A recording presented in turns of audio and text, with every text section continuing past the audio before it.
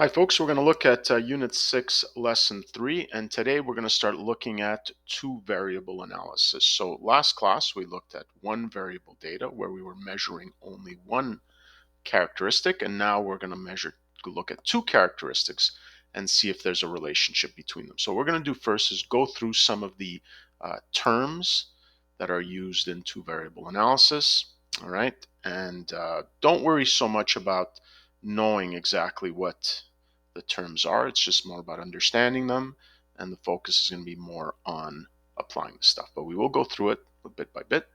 Okay. Now, when we're talking about working with two variables, uh, one of the best ways to demonstrate that is to put things on a Cartesian plane and what we call a scatter plot. Okay. So, for example, you might be measuring two different variables. Okay.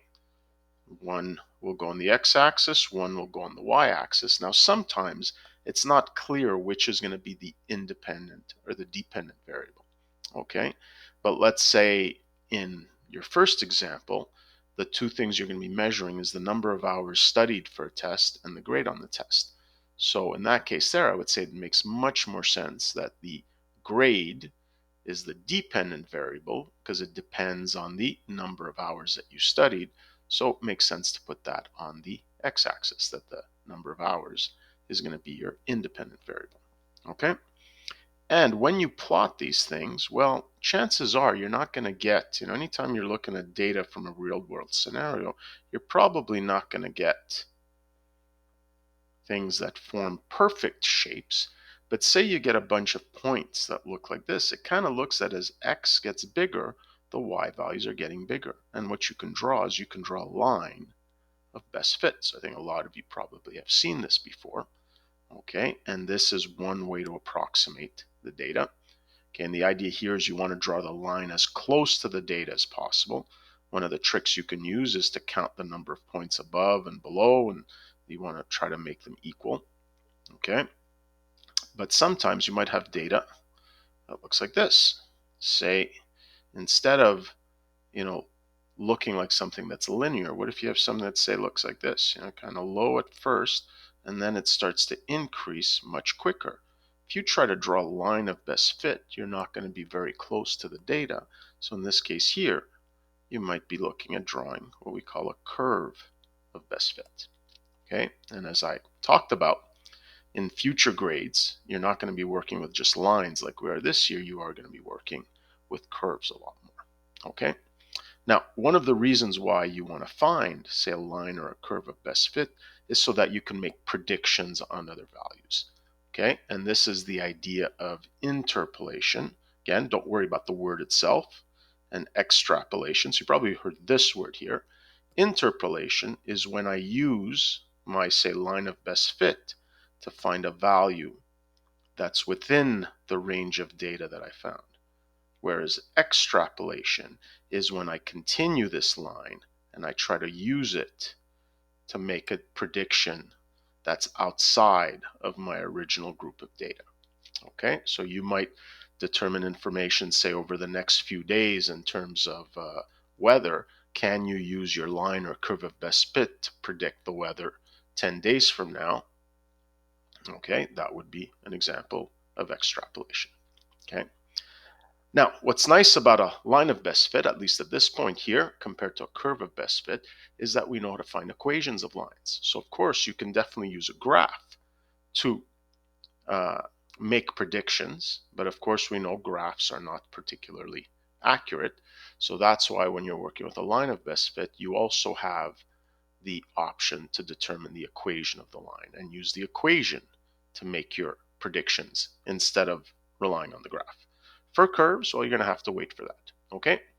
Now, we're going to see later on Friday, we're going to look at how to use some technologies to find those lines of best fit. But for now, today, you're going to use your knowledge of equations of lines. So you know how to find the equation of line. You need 2 points on the line so that you can find the slope. Okay. And then you take the slope and one of those points, you stick it into y equals mx plus b, you find your equation. Okay, exactly like we've done before. Now, one thing you have to be careful though when you're doing that is if you look at the line that I've drawn, it doesn't actually have any of the points in the data.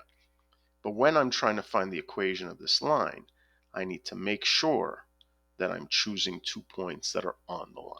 Okay, so that's one of the most common errors people make, because they just put any of the 2 points in the data. But if I pick these 2 points, hey, look at the line it's going to give me. It's not at all going to be a line of best fit.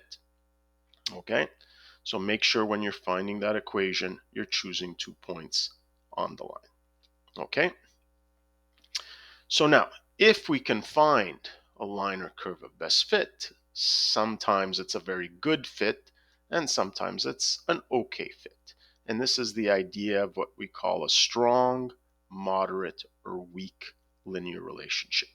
And it's sort of exactly what you would expect. If I have data, that almost lines up perfectly with a line, look at that. Look at my line of best fit is very close to all the data. That would be a strong linear relationship. But, and let's draw one where it's decreasing, it's not always increasing. If I have something where it's not bad, but the lines are, points are somewhat further away, there you go.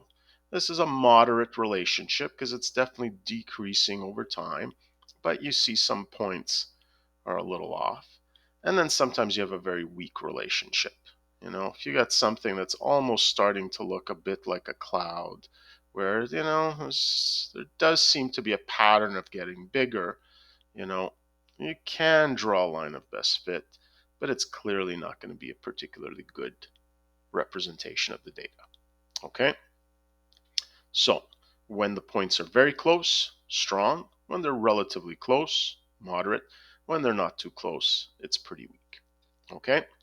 And the last definition we'll look at is this idea of the difference between a positive correlation and, oh, sorry, I just realized a bit of a typo here. So please replace this by the word negative. Okay, copy paste it, forgot to change that to negative. And I don't think you're going to be too surprised about what this means, okay, is that when your line of best fit has a positive slope, we call it a positive correlation. When it has a negative slope, meaning it's going down, we call that a negative correlation. And sometimes you can combine these things. This has a strong positive correlation. This has a moderate negative correlation. This has a weak positive correlation. All right, so these are the types of things we're going to be doing. So we're going to be drawing lines of best fit, maybe curves of best fit. We're going to use them to make predictions, either interpolating within the data or extrapolating outside the data. If we're working with a line of best fit, we're going to be determining those equations, and we might be asking ourselves whether it's a strong relationship or a weaker relationship. All right. So you're going to work now on part 1 here, and you're going to answer the questions in number 1, and we'll give you maybe about 15 minutes to do this. So here's your data. Okay, you're going to have to decide what your x and y axes are going to be, but I think we talked about that. Things should be pretty clear which is your dependent and independent variable. Okay, and of course, you're going to want to choose where your axes are going to go and make sure that you're very clear about the scale. Okay, then once you have your points, make sure you're using a ruler and try to draw a line of best fit for that data, and then answer questions B, C, and D along that, and then we'll take it up together. Okay, so again, about 15 minutes to get this done, and if you're done, you can go on to number 2. We'll see you in a bit. All right, so we're back. So I actually already graphed the data here. So notice, since I only have to go till just before 6 hours, in order to make use of my graph, I actually went up by 2 boxes here. So I might as well spread it out instead of having a very small graph and going up by 1. And then here, I know I can't get past 100% on the test, so I went up by 10, and I was able to use most of the y-axis. So as I mentioned earlier, here it makes sense that time is independent and that the score on the test is going to be dependent on the number of hours studied, or at least that's what one would think. So when we graph this data, well, the first thing I notice is that there's definitely no guarantee that the more you study, the higher mark you're going to get. So for example, here you see the person who studied 5.5%, 5.5 hours, got an 84%, whereas the person who studied less got a 96%. Okay. But when you look at this data, there's definitely a trend upwards that in general, as you study more, your mark does tend to go up. Okay. But certainly it's not a perfect linear relationship. It's probably somewhere between moderate and strong. But what I'm going to try to do, and this is where, using technology is going to be much more precise, but I'm going to try to draw something that looks reasonable. Okay, so I might make some effort to make it go through some nice points just so that it makes calculating the graph a little easier.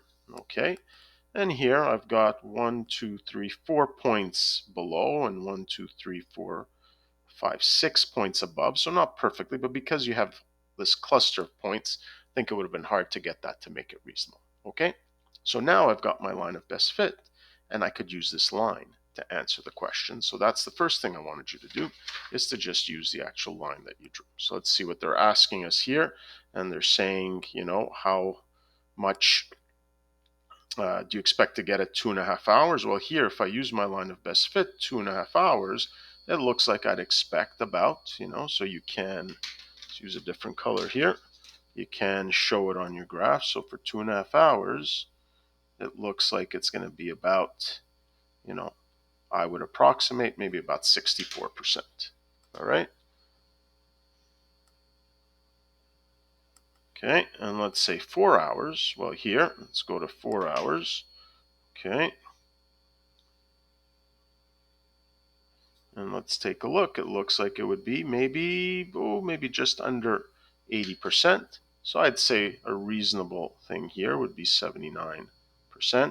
And then here, if we study 6 hours, so notice these two would be examples of interpolation because I'm looking for data that's within my range of values. But this one here would be an example of extrapolation because I'm going outside, not that much outside of my data set, but definitely a little outside my data set. And it looks as though here, well, it looks like maybe about 98%. Okay. Now, I didn't ask this here, but you can sort of think, well, wait, you realize that this is going to start to go wrong because, once you get past a certain amount of time, clearly we see that this is going over 100%. So this model, as it is, can only work for a certain range of values. Okay, here, where do you get to 100? About 6.5 hours. So, based on this, it says if you study more than 6.5 hours, you're not going to be getting much out of that. Okay, so now what we want to do is instead of working graphically, let's see if we can work uh, analytically, or at least partly analytically, because in the end, I'm still having, that line of best fit I just drew by, eyeballing it. So here, it looks like I got a pretty nice point. It looks like, in fact, I have the y-intercept, okay, because it looks right around 40. So let's see if I can find another nice point. So did I get, I don't really get anything perfect here. I guess maybe this here looks like it's right at, right at 89. Okay, maybe this point here. Okay, so my run is going to be,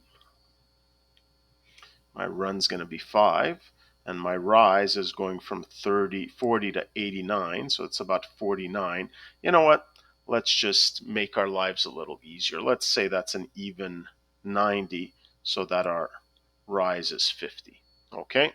Just to make our lives a little easier so we don't have to work with decimals. Okay, so here, my y-intercept, which is my b value, looks to be about 40, and it looks like my slope. Okay, we'll just check again. So from 0 to 5, and then from 40 to what looks like about 90. Okay, is going to be my rise is 50 over my run, which is 5. So it looks as though my slope is 10. Okay, So remember what the slope represents. It represents how much your y increases every time x goes up by 1. So it looks like every time you study an extra hour, based on the model, your mark's going to go up about 10%. Okay, so here we have y equals 10x plus 40. Okay, so now let's see how our model analytically works, how it compares to what we found by eyeballing it on the graph. So here now, if I want to determine the mark, I'm not going to use my equation. So 10 times 2.5 plus 40. And let's get our trusty calculator out. Okay, so what do we got? We got 10 times 2.5 should be 25 plus 40, 65%. Hey, pretty close.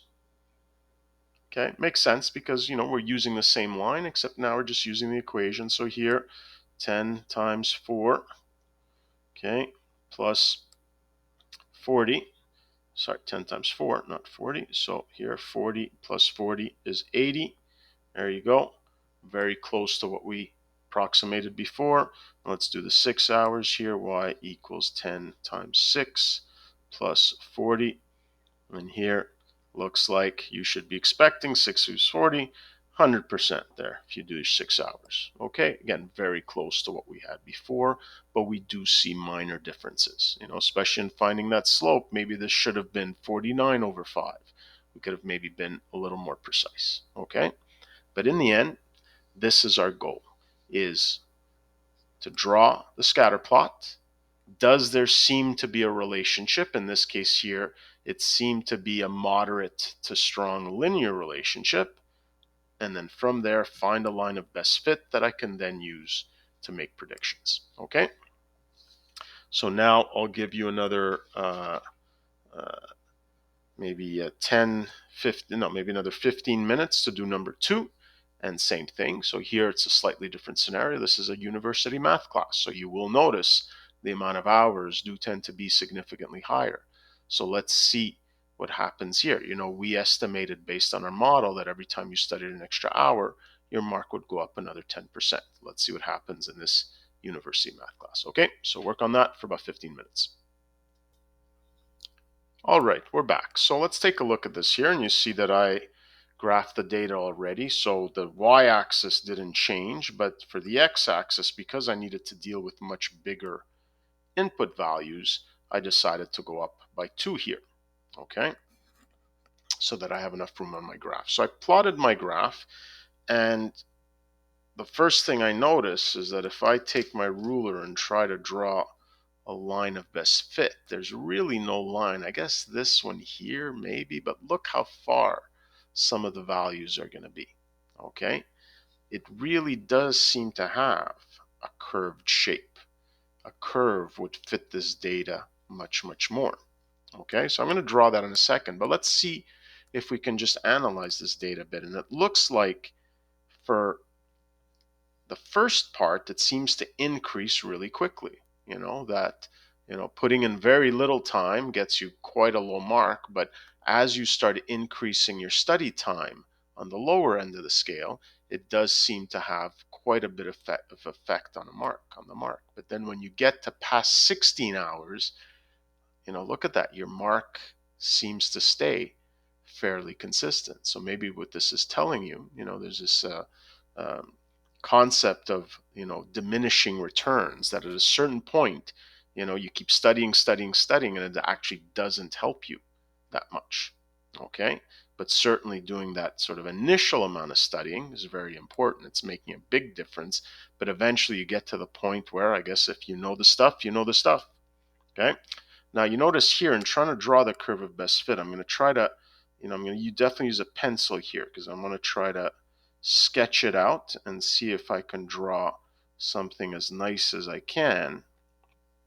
And then from there, once I think I have something good, I draw something a little more official. So you see how it starts to peter out after a while. It almost feels as though you don't get any more returns. Okay. You also see university marks probably not as high as your high school marks. Okay, so just clean that up a bit.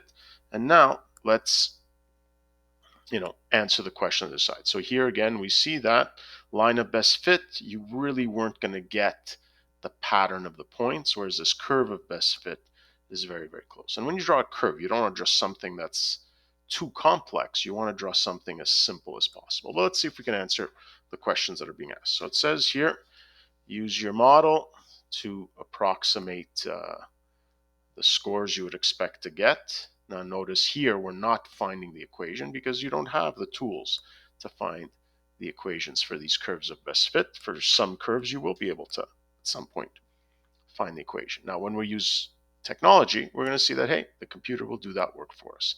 So let's check 8 hours here. So if we go to 8 hours and let's check the y value, that looks to be about, I don't know, I'm going to say maybe 57. Seems like a reasonable. Okay, let's go to 20 hours. Okay, based on our model here, what do we get? Looks like you're getting maybe, again, 87, I'd say. Take a guess on that.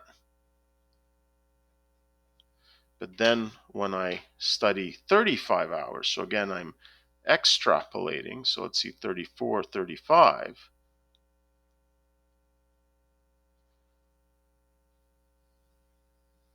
Not getting that much more. I'm getting maybe 92% based on this model.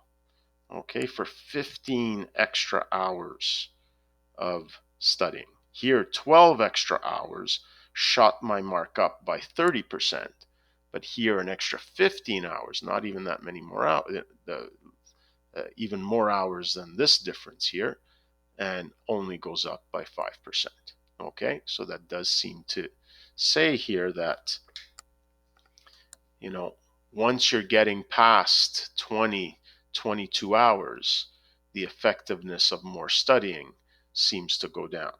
Okay, so I'll say adding study time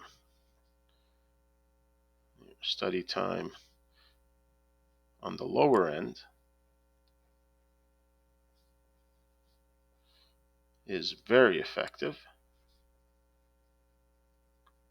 Okay, but beyond 20 or so hours, adding study time is not very effective.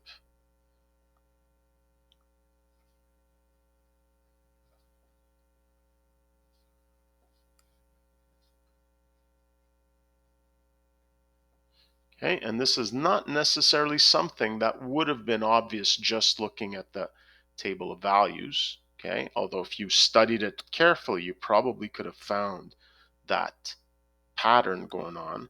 But once you have it in this graphical form, boy, it became really obvious what what was happening.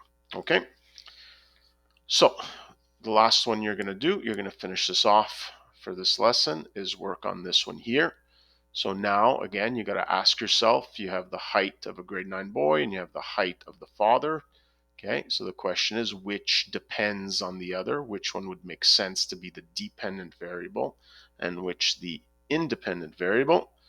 Draw yourself a nice graph. Now notice here that, these things start at, what's the lowest value we have here? It looks like the lowest value is around 150. Okay, and here the lowest value looks to be like 164. So if you try to just graph this by, starting at say even, 20, 40, 60, oh, you're not going to have enough. So 50, 100, 150, okay? There's that little trick you can use, okay? Is you can use that little squiggle and this allows you to skip. So even if this is your y-axis, okay, and this is your x-axis, it allows you to skip. If this is 0 and you skip over, and you might say, okay, I'm going to start at 150 or I'm going to start at 160, depending on where you're putting your x and y values. And you can also use it on the y-axis so that you're able to use more of the graph and you get something that's easier to work with. Okay, so keep that in mind. Use a little squiggle that allows you to just skip straight to a particular number. Okay, so what I'm going to ask you to do is complete this here, answer all the questions, and then compare your answers with the rest of the class.